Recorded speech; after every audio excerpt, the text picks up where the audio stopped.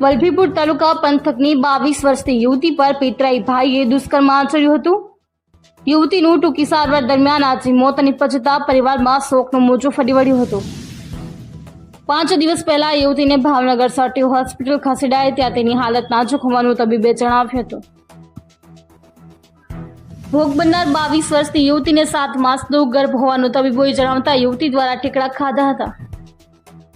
યુવતીને મારી નાખવાની ધમકી આપી વારંવાર ગુજારતો હતો પિતરાઈ ભાઈ દુષ્કર્મ।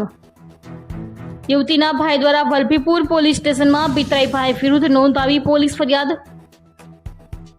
નરાધમ આરોપી ભાવિસ વિક્રમભાઈ ચૌહાણ ઉર્ફે ભગુ હજુ પણ પોલીસ પકડથી દૂર। પોલીસે ફરિયાદ દાખલ કરી ધોરણસરની કાર્યવાહી હાથ ધરી છે। યુવતીનું મોત થતા પરિવારે કરી ન્યાયની માંગ।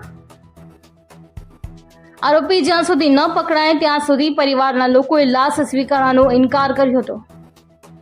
ભાવનગર સટી હોસ્પિટલમાં યુવતીના સંબંધીઓ સહિત સમાજના લોકો થયા એકઠા। યુવતીના મોતને લઈ યુવતીને ન્યાય માટે અન્ય સમાજના લોકોએ પણ સાથ આપ્યો હતો। પોલીસ જ્યાં સુધી આરોપીને અટકાયત નહીં કરે ત્યાં સુધી પરિવાર યુવતીની લાશ નહીં સ્વીકારે।